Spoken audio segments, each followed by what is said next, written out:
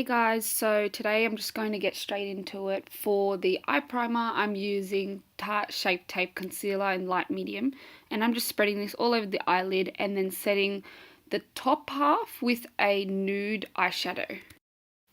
So for eyeshadow, we're going in with Huda Beauty's Textured Shadows palette, and I'm jumping into the colour Shy. This is going to be used just on the outer corners of the eyes and just blend that outwards. I'm deepening the colour with the purple colour from 35N Morphe palette. Same as the last step, I'm going into a brown colour called Cocoa from the palette. So now to deepen and create that ombre effect, we're grabbing black truffle and using that just on the outer sides of the eyelid. So now I'm jumping into the colour Decade by KKW and Makeup by Mario. So this is going all over the lid, and just make sure you stop just before the other shadows so you don't cover the work you've already done. So for eyeliner, I'm using the matte liquid liner from NYX Cosmetics, and I'm just drawing a very thin line across the lash line. Once the liner is on, I've grabbed black truffle and I'm creating a wing effect.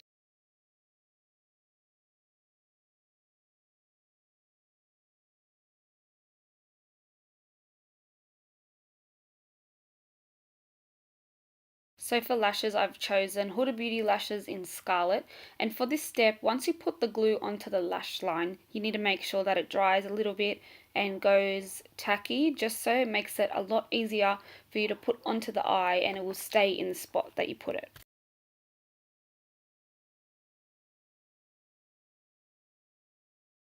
Grabbing black truffle again, I'm going to start smoking out the bottom lash line, and I would suggest doing this step before your foundation because you are going to get some fallout and it's much easier to clean up. For the waterline, I've used Maybelline's gel liner, and I've also grabbed the brown from that palette and smoked that out underneath the black. For foundation, I've used MAC Cosmetics Studio Fix Fluid in NC20.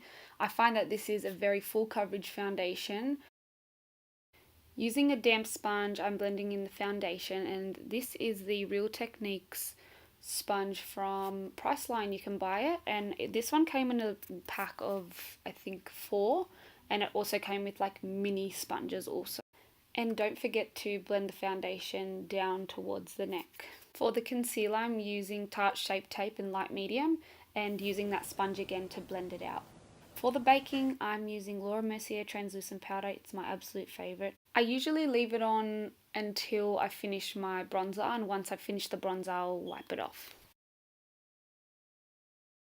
For bronzer, I'm using Benefit's Hoola, and I use this underneath the cheekbone and also along the hairline, just to warm up the face and give it structure. So now I'm dusting off the translucent powder and adding a little bit of a shimmery bronzer onto the apples of the cheeks. This one's from MAC and it's called Global Glow. The first step to beautiful brows, make sure you brush them out so you can get all the excess product out of them and bring out the hairs. I always start with the arch and the outer parts of the eyebrows. Depending how they like their eyebrows, you can do heavier strokes towards the outside, and then once you come to the middle, make sure you do lighter strokes. So the best part of all for highlighter, I'm using the Kristen Leanne palette by Urban Decay Cosmetics, and I absolutely love the formula in this palette, and I've used the medium colour.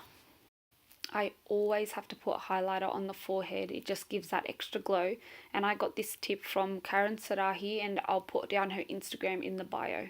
To finish off this look, I've used a lip liner by Kylie Cosmetics True Brown and also MAC Cosmetics Spice Lip Liner, and for the lipstick I've used Born This Way Liquid Lipstick by Model Rock Lashes. So this is a finished look. I hope you liked this mini tutorial. If you did, please do give it a thumbs up, and if you have any questions, please leave them below in the comment bar. I love the way it makes me